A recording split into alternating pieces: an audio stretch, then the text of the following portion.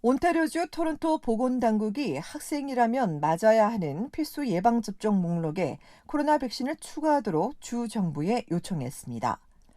홍역과 볼거리, 풍진, 간염 등 9가지 질병에 더해 코로나 백신을 지정해야 한다는 겁니다. 그러면서 코로나 백신이 12세 이상 어린이에게 안전하고 효과가 있다고 시 당국은 강조했습니다. 현재 온주 정부는 토론토 당국이 요구한 내용을 신중히 검토 중이라고 밝혔습니다. 이와 함께 토론토 보건당국은 20만 명으로 추정되는 5세에서 11세 사이 어린이 접종을 위해 의료진과 교육위원회, 지역사회 대표, 보건부를 중심으로 그룹을 구성해 연방정부 승인이 나는 대로 바로 접종할 수 있도록 준비하고 있습니다. 이들이 이처럼 서두르는 이유는 등교 수업 이후 4세에서 11세 연령층의 감염률이 다른 연령층에 비해 제일 높기 때문입니다. 시에 따르면 이 연령대의 발생률은 인구 10만 명당 64명에 달하고 있습니다. 이 밖에 코로나 팬데믹으로 인한 학교 폐쇄 등으로 어린이 필수 예방접종이 제대로 관리되지 않았다는 우려도 나왔습니다. 또 다음 달이면 독감 접종이 시작되는데 아직까지 코로나 백신과 독감 주사와의 간격이나 우선순위 등에 대한 지침이 나오지 않아 혼란이 가중되고 있다는 지적입니다. 현재 성인의 경우엔 코로나 백신 접종 후 최소 28일이 지난 뒤 다른 백신을 맞거나 다른 백신을 먼저 맞았다면 2주 후 코로나 백신을 맞도록 강력히 권고하고 있습니다.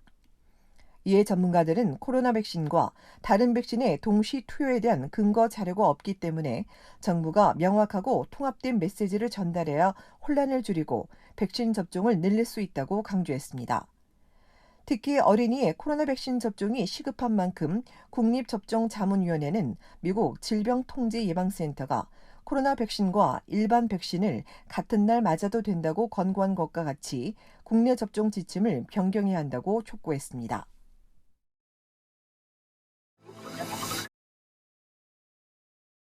캐나다의 코로나19 백신 접종 완료율이 드디어 80%를 돌파했습니다. 지난해 12월 중순 백신 접종을 시작한 지 9달 만입니다. 백신 1차 접종률은 86.75%를 기록했습니다. 이런 가운데 온타리오주에선 신규 확진자가 다시 400명대로 감소했습니다. 전날 대비 466명 늘었는데 이 중 절반이 넘는 280명이 학교 관련 확진자이며 277명은 백신 미접종자입니다. 지역별로 보면 토론토 138명, 필 지역 39명, 욕 지역 21명이며 오타와 31명입니다. 브리티시 컬럼비아주에선 신규 환자 706명이 늘었으며 주말까지 사흘 동안 18명이 추가 사망했습니다. 알버타주는 확산세가 거세지며 1758명이 늘었고 주말 사흘 동안 23명이 희생됐습니다.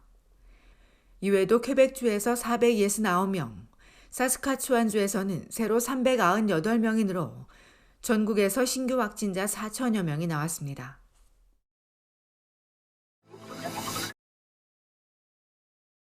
오는 30일은 원주민 기숙학교의 어두운 역사를 추념하기 위해 연방정부가 지정한 첫 번째 공휴일 진실과 화해의 날입니다. 이에 따라 연방기관과 은행, 캐나다 포스트와 연방규제를 따르는 기업 등은 문을 닫게 됩니다. 그러나 주마다는 달리 적용됩니다. 이날을 공휴일로 지정하지 않은 온타리오주에선 쇼핑몰과 도서관은 물론 관광명소가 문을 열고 지하철과 버스, 고열차도 평일 시간대로 운행됩니다. 초중고교와 대학들도 수업을 진행하며 LCBO는 이날을 기념하기 위해 낮 12시부터 영업을 시작합니다. 또 개인 사업체와 단체들은 자체적으로 휴일 여부를 결정하게 됩니다. 브리티시 컬럼비아주는 법정 공휴일 지정에 협의가 필요하기 때문에 아직 지정하지는 않았으나 주정부 기관과 학교 등이 문을 닫고 이날을 기념할 예정입니다.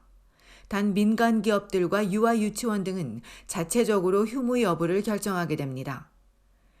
현재 온주의 법정 공휴일은 9일, BC주는 10일입니다. 이외에도 매니토바주의 대다수 지자체들과 노바스코샤주는 이날을 공휴일로 정해 원주민 기숙학교의 아픔을 나눌 예정입니다.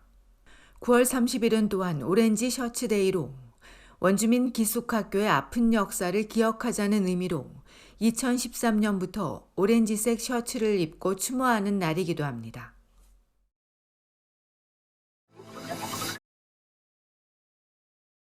지난 일요일 온타리오주 북부 서드버리 토툰 광산에서 광부 39명이 갇히는 사고가 발생했습니다. 지하로 내려가던 탄차가 분리되며 갱도를 막아 광부들이 지하에 갇히게 됐습니다. 그러나 다행히 아무도 다친 사람은 없으며 이틀간의 작업을 통해 오늘 새벽부터 차례로 구조되기 시작해 오후 2시까지 33명이 무사히 구조됐습니다. 이어 나머지 6명에 대한 구조 작업도 진행 중인 것으로 알려졌습니다.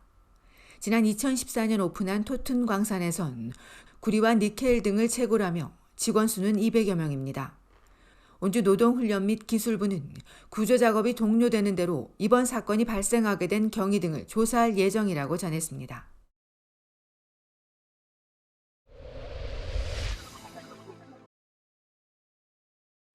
온타리오주 토론토 블루제이스의 류현진 선수가 가을 야구 향방을 가를 중요한 경기에 출격합니다. 와일드카드 3위인 토론토는 로저스 센터에서 오늘부터 열리는 뉴욕 양키스와의 홈 3연전에서 순위를 뒤집어 2위를 차지해야 가을 야구에 진출할 수 있습니다. 팀의 포스트 시즌 진출에 명운이 달린 오늘 경기에 류현진이 선발로 나서는 만큼 그동안의 부진을 깨끗이 떨쳐내고 팀이 이길 수 있는 발판을 마련해 에이스의 명예를 다시 회복해야 합니다.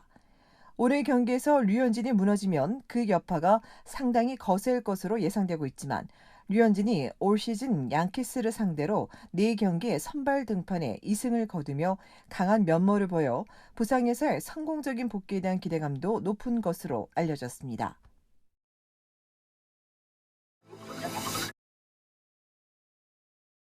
온타리오주 6지역 경찰이 지난 주말 마캄에서 발생한 아시아계 혐오 범죄의 용의자를 공개 수배했습니다.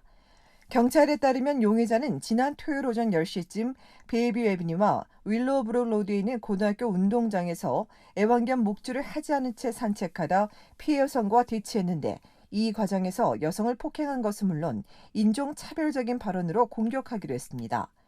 이에 경찰은 50에서 60대로 추정되는 남성의 얼굴을 공개하고 당시 갈색 애완견을 데리고 있었던 남성에 대해 알고 있거나 사건 현장을 목격한 주민들의 적극적인 제보를 요청했습니다.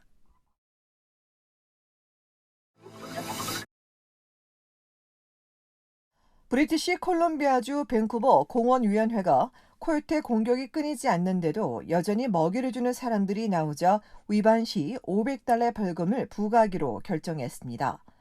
위원회는 공원에 있는 야생동물에게 먹이를 주거나 주려고 시도하는 것은 물론 이들의 먹이가 될 만한 쓰레기를 방치하거나 사진을 찍기 위해 먹을 것을 주며 유인하려는 행위 모두 위반이라고 지적했습니다.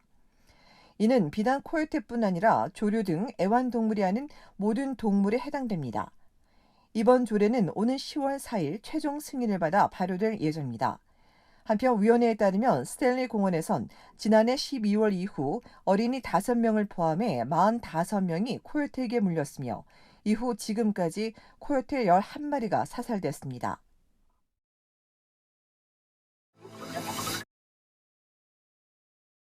캐나다가 백신 접종을 두고 국민들 사이에 갈등이 심각한 것으로 나타났습니다. 여론조사 기관에 따르면 응답자의 66%가 백신 접종자와 미접종자 간의 관계를 부정적으로 보고 있으며 접종자 4명 중 3명은 미접종자들이 무책임하고 이기적이라고 생각하는 것으로 나왔습니다. 기관은 백신 접종 여부에 대한 갈등이 인종과 문화적 문제들과 같은 양상을 보인다며 향후 백신 접종 정책이 더 강화되면 친구와 직장 동료는 물론 가족 사이에도 갈등이 더 심화할 것으로 예상했습니다. 앞서 사스카추완주의 한 이혼한 부부는 13살 딸의 코로나 백신 접종을 놓고 아빠는 마치려고 했으나 엄마와 엄마의 부모까지 가세에 반대하며 집안 싸움으로 번졌습니다. 당시 소송에서 재판부가 접종을 주장하며 제소한 아빠의 손을 들어줬지만 이후 부인이 항소하며 접종해 줄 수 없는 것으로 알려졌습니다.